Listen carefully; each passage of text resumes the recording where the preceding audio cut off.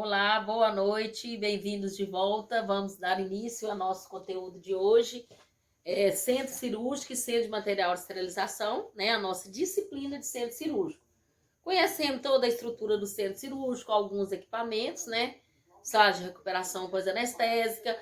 Estamos falando agora sobre as cirurgias, né? O que é uma cirurgia de emergência, o que é uma cirurgia eletiva, qual é o grau de complicação, quais as finalidades da cirurgia. Vocês irão aprender os nomes da cirurgia, de algumas cirurgias, tá? Porque, como eu disse, é uma área nobre, né, do hospital, é o centro cirúrgico, tá? Então, vocês irão aprender tudo sobre o centro cirúrgico. Categoria de cirurgia com base na urgência. Classificação: emergência. O paciente necessita de atenção imediata, tá? O distúrbio pode ser ameaçador à vida, tá? Então, é uma cirurgia de emergência, é aquela cirurgia que o paciente corre risco de vida, tá? O paciente pode complicar a qualquer hora e corre risco de vida. Indicações para a cirurgia imediato, tá? Quando falou cirurgia de emergência, é imediato. Quais são os exemplos das cirurgias de emergência?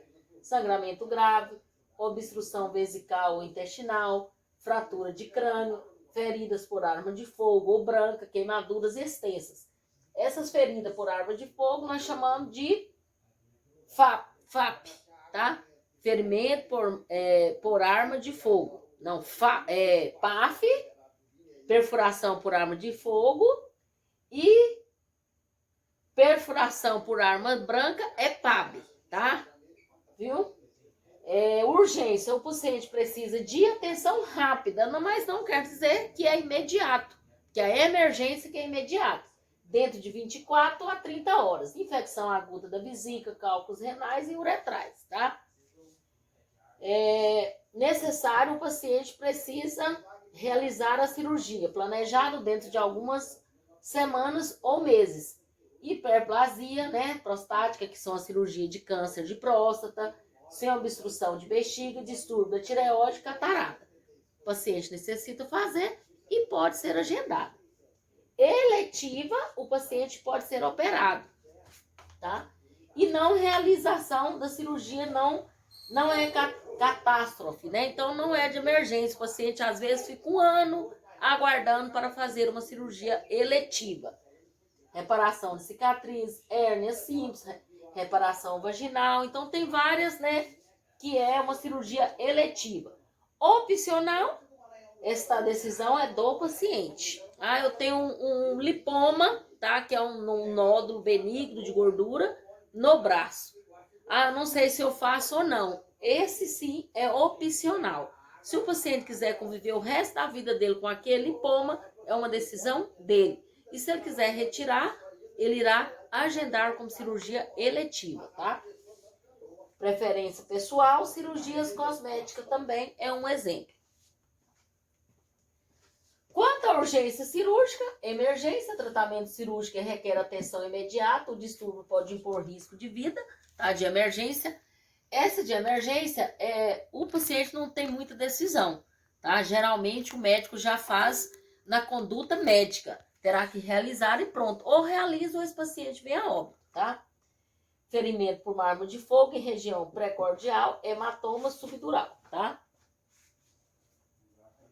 Quanto à urgência cirúrgica, urgência, tratamento cirúrgico requer pronta atenção, deve ser realizado dentro de 24 a 30 horas, como eu já disse. Apendicectomia é uma, tá? Cirurgia de apendicite, infecção aguda da vesícula biliar também. Eletiva, tratamento cirúrgico proposto, realização pode aguardar ocasião mais propícia, tá? Então, as eletivas pode aguardar, teremos que organizar o centro cirúrgico, organizar a equipe, organizar a rouparia, para realizar a cirurgia eletiva. Mamoplastia, hérnia simples, tá? Algumas vesículas também. Quanto ao porte cirúrgico ou risco cardiológico, grande porte, grande probabilidade de perda de fluidos e sangue. Cirurgia de emergência vasculares arteriais. Médio porte, média probabilidade de perda de fluido e sangue. Ressecção de carcinoma, espinocelular, prótese de quadril, essas são uma cirurgia de médio porte. Pequeno porte, pequena probabilidade de perda de fluido e sangue. plástica, mamoplastia, endoscopia digestiva, tá? Então, são alguns exemplos para vocês entenderem como são essas cirurgias. Quanto ao tempo de duração da cirurgia, porte 1 até 2 horas, rinoplastia. Porte 2 de 2 a 4 horas, vesícula, né, que é a colecistectomia, gastrostomia. Porte 3 de 4 a 6 horas, craniotomia, né, a cirurgia no crânio. Acima de 6 horas, transplante de fígado, né? Então é de porte 4, tá? É uma cirurgia mais demorada, que demora mais de 6 horas. Isso vocês estão aprendendo quanto o tempo de duração das cirurgias. Quanto ao potencial de contaminação da cirurgia, segundo a portaria do Ministério da Saúde, 2.616 de 98, classifica a cirurgia por potencial de contaminação da incisão cirúrgica. Tá? É muito importante também entender por esse potencial de contaminação. A classificação da cirurgia deverá ser feita no final do ato cirúrgico, pelo cirurgião, de acordo com as seguintes indicações.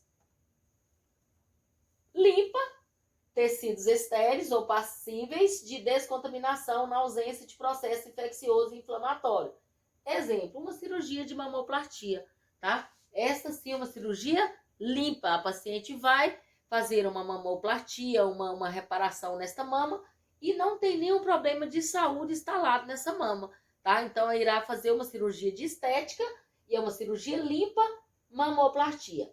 Potencialmente contaminada, tecidos colonizados por microbiota pouco numerosos, tecido de difícil descontaminação na ausência de processo infeccioso e inflamatório e com falhas técnicas discretas no transoperatório. Exemplo, colecistectomia, que é a de vesícula, né?